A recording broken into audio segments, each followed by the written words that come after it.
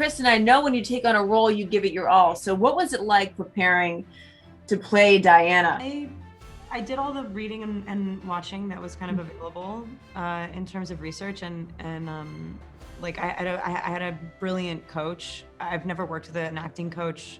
I've worked with dialect coaches over the years, but never so intensely and kind of intimately. And I think more than trying to do like a perfect impression of her, it was about reading everyone's perspectives. Every memoir, people loved her so much.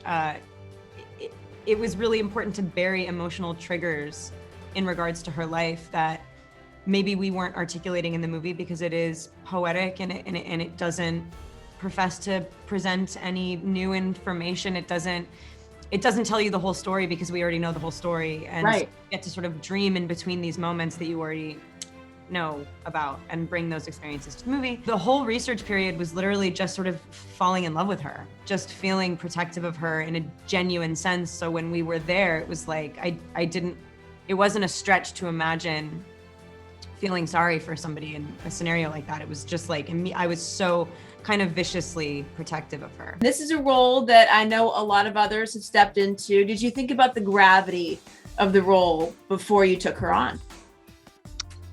Yeah, of course. It's funny, I had to trust Pablo immediately and not think too much about it because it's a mountainous range of daunting thought to consider her whole life. And luckily I didn't have to. The script was so beautifully written and concise and daring and imaginative, and just not something that felt it didn't feel shakeable to me. I don't have a developed relationship with the royal family as an entity, as an idea. Right. I'm from LA. I'm like, I was very young when Princess Diana passed away, but I just felt like this was something that lived in its own desires and its own curiosities. And so, I wanted to work with Pablo. As soon as I heard his voice on the phone saying like, I just think you should do this thing, I'm like, I'm not gonna say no to you, but this is wild. Clearly, Pablo, you saw something in Kristen that she encapsulated the characteristics of Diana. So what did you see in Kristen for the role? It's funny, I've been getting often that question because maybe some people didn't expect you to play Diana. And I always thought that it was just so obvious, but in my perspective, because Diana was a person that, there's a lot around her, a lot of things that we know, but in reality, we know nothing about her. It's probably the most mysterious person, as well as the most known person of the 20th century.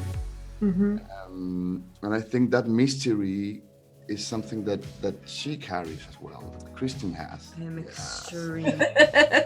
Yes. Of course you are. You have that. So one thing is you don't know me. One thing is the sort of the impersonation thing, that the look, the makeup, the hair, the voice, the physicality, the mannerisms. But that's not how a movie is made. I think it's not enough. And I've seen it. I've seen other movies that I don't connect with because that's where they're really trying to do, and maybe just that.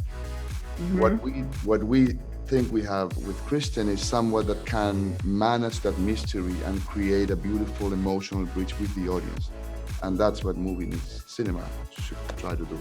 Why, Pablo, did you choose to tell the story of her on that Christmas Day, Boxing Day, when her marriage was falling apart? It was a process with our writer, Steve Knight, and compressing the days to her life to just a few days. It just lets you feel and see little things. When every one of us, when we're in a crisis, would probably expose ourselves better than in regular times. And I think we just chose a big crisis for her, which is the moment that she left the family and decided not to be married anymore with Charles. And in just those days, maybe something so relevant for her life came up, which is her identity. I personally don't think that biopics can actually portray someone's life. So assuming that you will always fail to do that, it's just better to go away and just try to have one little moment of someone's life that could maybe help us understand her a little bit more. Thank you for watching. If you want more extra, hit the subscribe button and the bell so you'll never miss a video.